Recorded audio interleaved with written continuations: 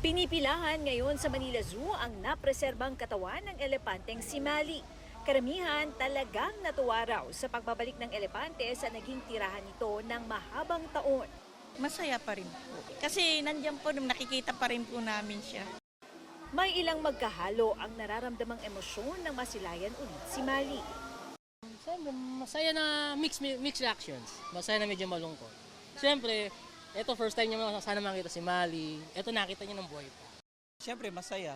At least yung mga hindi siya naabutan, makikita yung totoong appearance niya. Kahit ganyan lang itsura niya.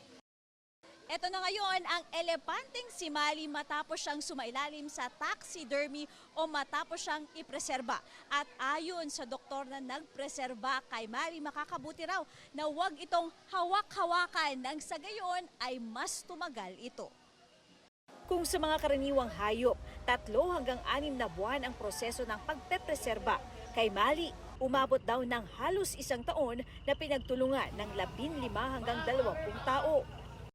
Kailangan po namin gamitan si Mali ng elastomeric na paint, isang klase po ng pintura kung saan kahit po mabasa or maulanan, hindi po agad-agad masisira or mababakbak po.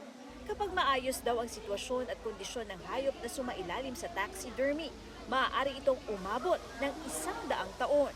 Ang advice lang po namin sa mga tao is picture lang po, mas maganda.